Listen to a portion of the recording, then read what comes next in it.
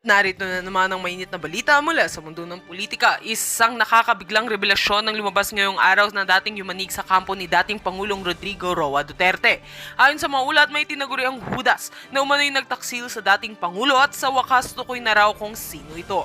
Ano nga ba ang motibo at paano ito nakakaapekto sa politika ng bansa? Sa gitna ng matinding tensyon sa politika, isang high-level source ang nabunyag ng impormasyon tungkol sa di umano'y pagtataksil sa loob mismo ng kampo ni Duterte.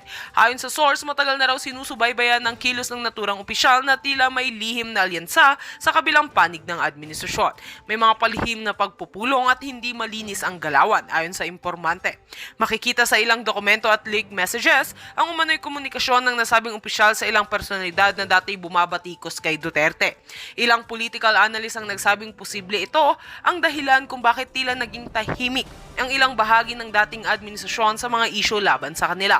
Malinaw na may pagtataksil ayon sa isang analyst. Hindi ito basta simpleng hindi pagkakaintindihan, may agenda. Habang patuloy ang investigasyon, nananawagan ng publiko ng linaw at hustisya. Hiling ng ilan, huwag hayaang malusaw ang tiwala ng taong bayan sa mga leader ng bansa. Shocking nga kababayan, may Judas sa kampo ni Duterte. Sino ang tunay na traidor? At yan nga ang mga balitang ating pagkakatutukan, at kung bago ka pa lamang sa aking channel ay huwag kakalimutang mag-like, share and subscribe para updated ka sa aming mga bagong balita dito sa Tatak Pinas.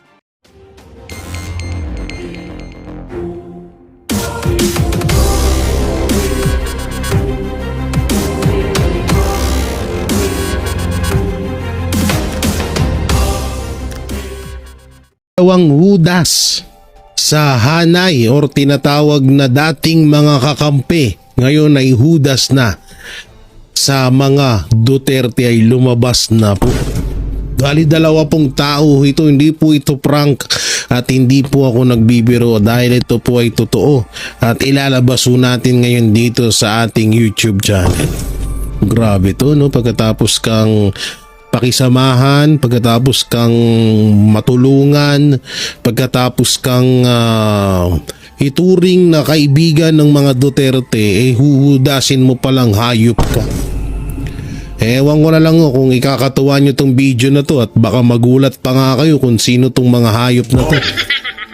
Pero syempre easy lang. Hindi ganito alam nyo yung usapang hudasan na talagang ano yan hindi talaga nawawala yan sa isang grupo or isa-isang samahan. Lalo't pag alam mo naman na pera-pera lang talaga ang habol nung taong yun. Talagang tsambahan ka na lang ngayon talaga pag nakahanap ka ng totoong tiga-suporta o tinatawag na matalik na kaibigan or kaibigan kapag ito ay naranasan mo na pag wala kang pera. Pag wala kang pera at may kaibigan ka pa na hanggat naglugmok na lugmok ka na ay nandyan pa rin sila, yun tunay na kaibigan yun. Pero kapag ang isang kaibigan, ang isang tao na tinuring mong kaibigan ay pinagpalit ka ng dahil lang sa pera, dahil binigyan ka ng milyon o para ipagkalulu ka, yun ay tinatawag na talagang manggagamit or hudas sa inyong grupo. So itong mga taong to na ipapakita ko sa inyo na sana ay huwag nyo ko munang batikusin. Mas maganda ho na ipaliwanag natin at ipapanood ko sa inyo kung sino ho itong mga Judas na to. Ito po ay dati pong mga talagang sumusuporta kay Pangulong Duterte, lalong-lalo na sa buong Duterte, na nagulat nga tayo na biglang bumaliktad na at gumawa pa ng eksena. Halatang scripted Oo, talagang super duper po ang nangyaring drama nitong mga to, no? Ayan ang sinasabi ko sa inyo, huwag tayong basta-basta ang magpakampante. Dahil akala natin tropa, akala natin kaibigan, akala natin kakampi. Sa lahat ng bagay, bandang huli, pag inoperan lang ng malaking pera, yun na, bigla-bigla na hong nawawala. Yan ang pinakamasama ho ngayon. At eto no, mga pag-uusapan din natin itong mga nangyari ho na kung saan ay eto nga ay mapatungkol po sa pagpapadrug test kay Pangulong Bongbong Marcos na hanggang ngayon po ay parang nababaliwala na. Nawawala na ho, hindi na ho, parang ayaw intindihin. At sa halip parang nagalit pa si Maring Claire. Oo, may sabi pa na hindi daw dapat husgahan or hindi daw dapat utusan si Pangulong Duterte. Si Pangulong Marcos sa pagpapadrug test. Di ko lang alam hindi ka naman tatanggalan ng utak niyan sa drug test na yan. Sa hair follicle test, pero bakit hindi mo magawa-gawa? Yan yung pinagtataka ho natin. So eto na, may papanoorin ho tayong video dito na kung saan ay mga po, tama ba yung i-play ko? Dito. Ito. Ayan. Ito. Panoorin ho natin mga barateros. Ayan, ito po yung video na yun na kung saan ay itinutulak nga nitong samahan na to na magpa-drug test na si Marcos Jr. Panoorin. Panawagan naman na sumailalim sa hair follicle test si Pangulong Bongbong Marcos Jr. Minungkahi ng transport group sa Mindanao na maisali ang drug test sa requirements ng mga tumatakbong kandidato. Dapat Narito ang lang. balita ni Virgil Parpa. Dapat maisama sa requirement ng mga tumatakbong kandidato para sa posisyon ng gobyerno ang drug test.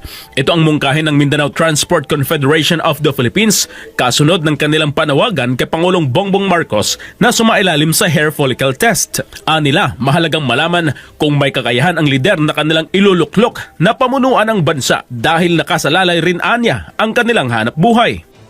Yung tanong ninyo na ako ba ay natatakot, ang mga kasamaan ko ay natatakot, hindi po. Kasi yung ating po mga regional directors, yung aming regional directors sa MTCP, nagbabaan po sa Davao.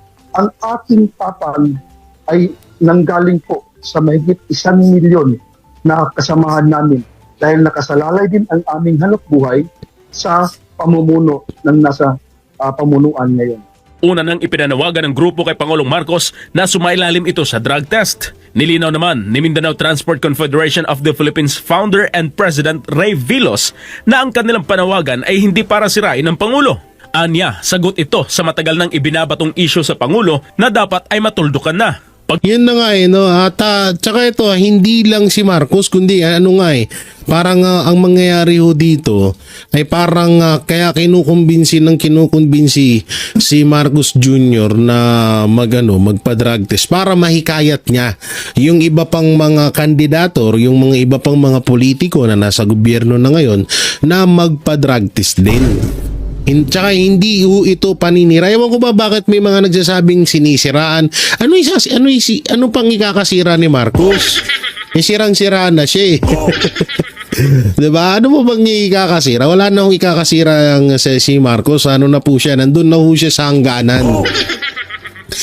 Tsaka ito, yung sinasabi dito is pangkalahatan. General opinion or general suggestion. Ganun.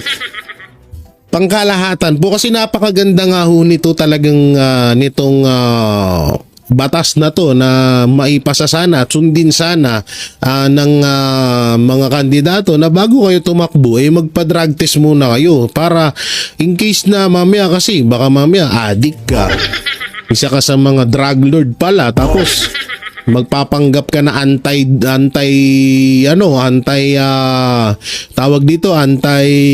droga, anti-pulburon. Yun pala, isa ka rin pala sa mga nagpapalaganap niyan dito sa Pilipinas. Pangit nga naman yun. Katulad na lang nung isa dyan na isang drug lord na ngayon at inamin niya mismo yun na ngayon parang tumatakbo ata. Oo, lalabanan daw ang droga sa kanila, naklang teteng. Doon naman, hindi naman ho tayo nag-ano na lahat naman ng tao pwede magbago. Pero sa ganitong sitwasyon at sa mga nakikita natin sa kanya, parang wala ho talaga siyang parang pagbabago. Etong opinion na to, napakahalaga ho nito at pangkalahatan ho ito. Hindi to sa paninira kay Marcos. Hindi ho gano'n kasi una-una may issue, di ba? So para mabali yung issue na yun, tuldukan na ni Pangulong Marcos na sige, magpapa-drug test ako. Para tawag dito, para matuldukan na yung issue na yan. Kaso sinagot pa ni Manang Claire at sabi niya nga kung sino daw yung nagpaparatang siya daw ang magpatunay. Ngayon, etong pagpapadrug test kasi hindi ito paratang. Kundi ito ay utos ng taong bayan na kung sino ang naghalal kay Marcos Jr. Taong bayan ang dahilan na bakit naging presidente si Marcos Jr. So karapat dapat niyang gawin ang kagustuhan ng taong bayan. Hindi ho yun paratang. Tsaka yung sinasabi ni Manang Claire na parang paratang, alam nyo, yung magpapatotoo kasi kung sino nagparatang, una, hindi mapapatotohanan yan kung hindi magpapadrug test si Marcos Jr. Pag nagpa-drug test siya, di lalabas din katotohanan na hindi talaga siya adik. So ngayon, mababalik yun kay Pangulong Duterte. Na kasi si Pangulong Duterte, 'di ba? May sinabi si Pangulong Duterte dati noon na adik nga tong si Marcos, pero tanggi ng tanggi si Marcos. So kapag nagpa-drug test siya at kapag yun ay negatibo, di mali si Pangulong Duterte sa mga binibintang niya kay Marcos Jr. So yun lang, napakadali lang talaga. Hindi ko lang alam kung bakit hirap na hirap si Marcos. Nakapiranggot lang naman yung buhok na tatanggalin sa kanya. So, hindi naman siya kakalbuin. Hindi naman siya tatanggalan ng balat. Mas masakit pa nga pag nagpakuha ka ng dugo.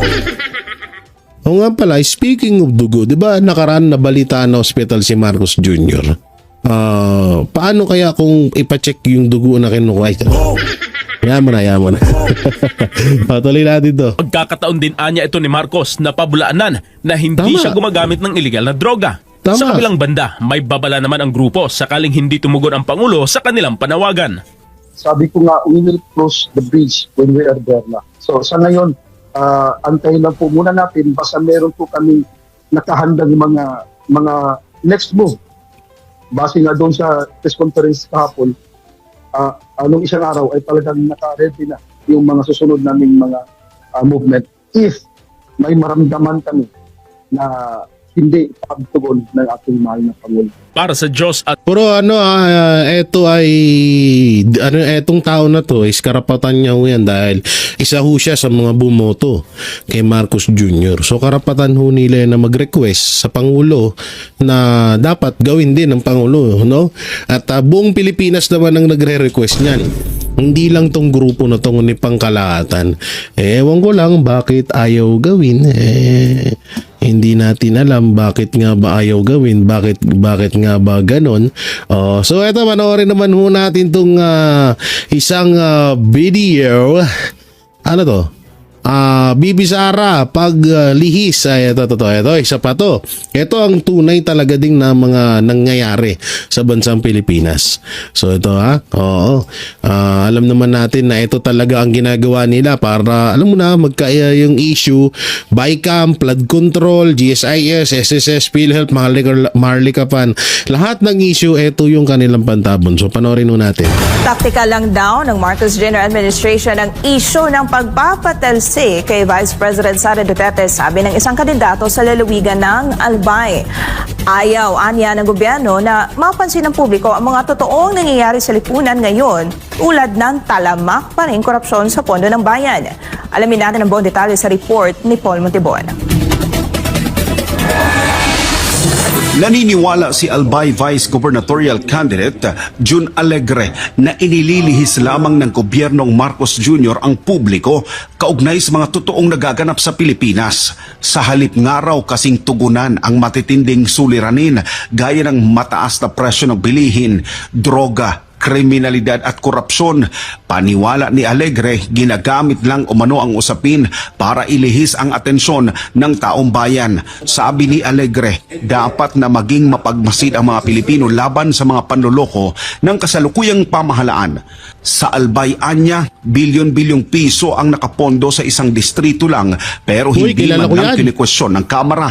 Ang masaklapaan niya, wala namang mga dekalidad na proyekto sa lugar. Bagay na kapuna-puna Kilala ko yan, kilala ko yan. saan anya napupunta ang pera ng taong bayan. Paktay. Imagine si Inday Sara ay in-impeach dahil lang sa 100 milyong intelligence fund na kinu-question, samantalang dito po sa Albay, Oh. last year, mayroong nakapark ditong 18 billion pesos in one Grabe pera. conventional district.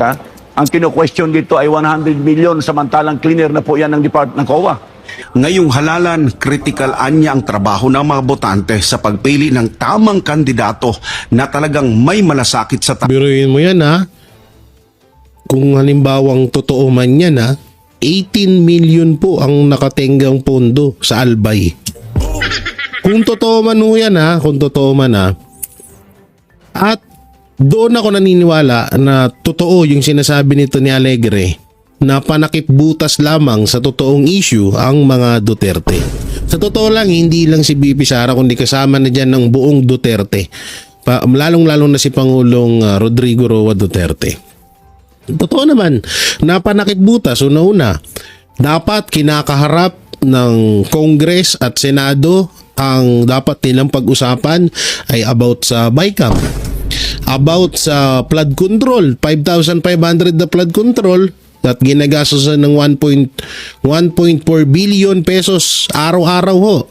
Yang flood control na yan, so hanggang ngayon na bakit kaperanggot na isang singalang ng langit baha na agad sa atin.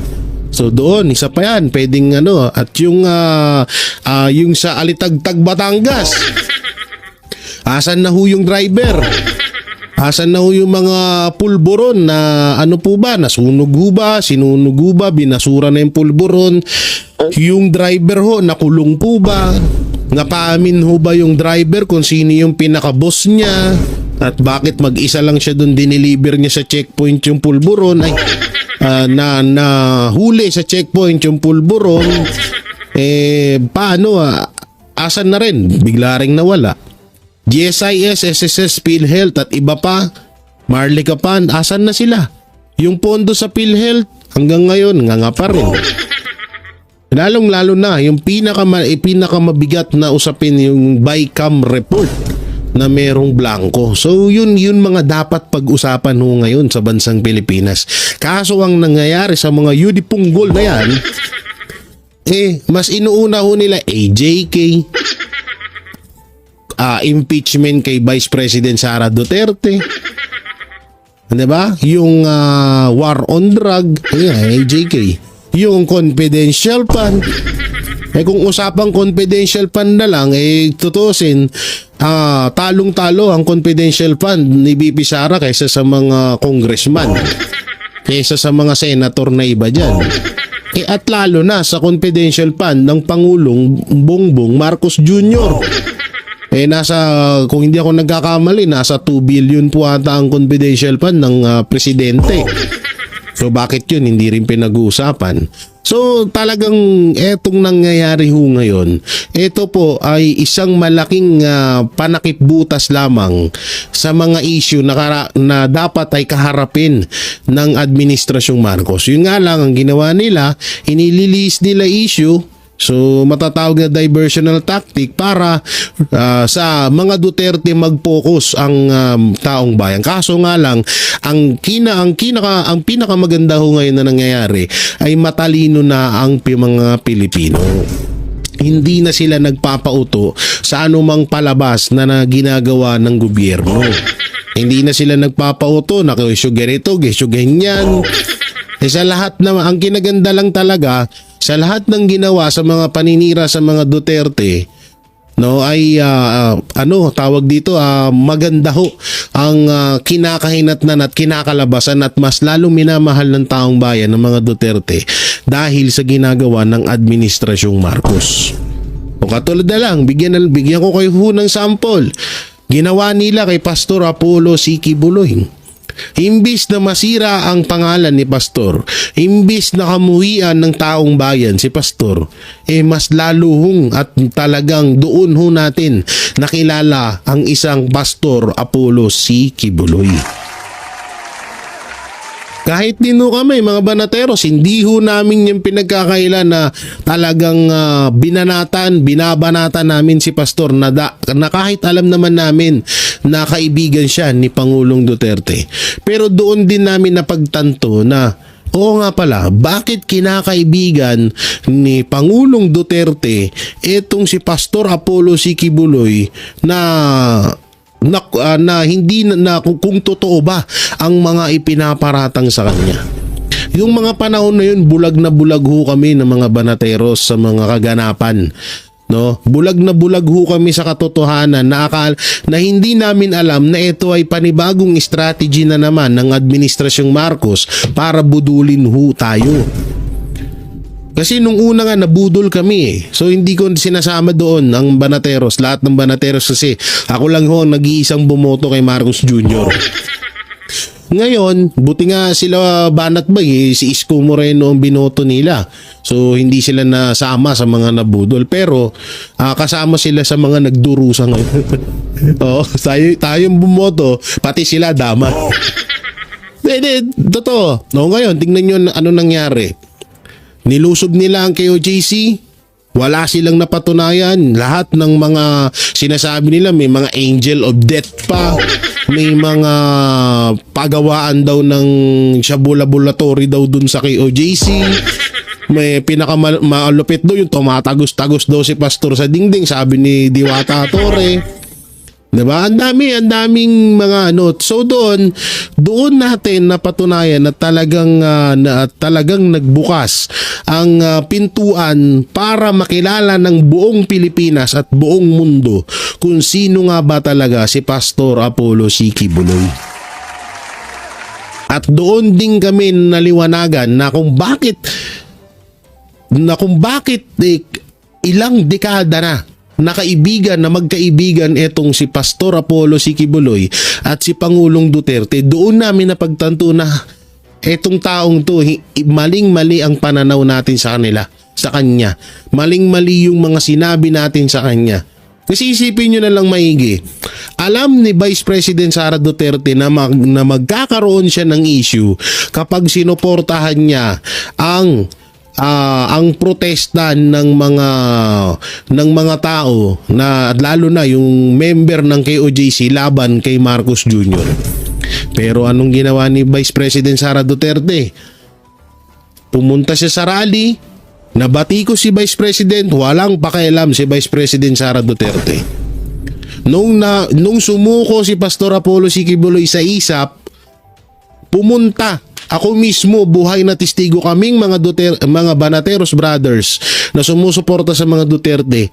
Buhay na testigo na pumunta mismo si Vice President Sara Duterte sa KOJC para damayan ang member ng ang mga miyembro ng Kingdom of the Jesus Christ, 'di ba? So doon lalo namin napagtanto nung una pa lang ay nasa 80% na po na naniniwala kaming matinong tao si Pastor. Pero nung napagtanto namin na Vice President Sara Duterte, okay sa kanya si Pastor. Pangulong Duterte, okay sa kanya si Pastor. Basti Duterte, okay si Pastor. Lahat ng mga Duterte, okay. At talagang pinapatutuhanan nilang mabuting tao si Pastor. Anong nangyari? Naging talagang hanggang ngayon talagang sagaran po ang suporta namin kay Pastor dahil alam namin na mabuting taong itong taong to. Yun talaga. Kaya nga itong lahat ng ginagawa ni Marcos Jr.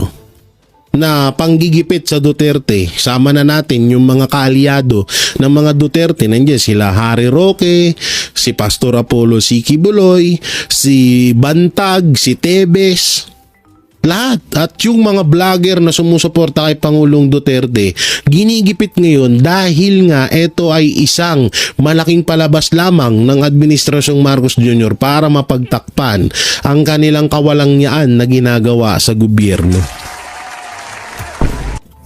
Yan yung totoo ho dyan. Kaya itong sinasabi nitong taong to, ako naniniwala ako dito, no? Tao, lalo na sa binabayad nilang buwis sa gobyerno. only in the Philippines, no? Or maybe here in Bicol.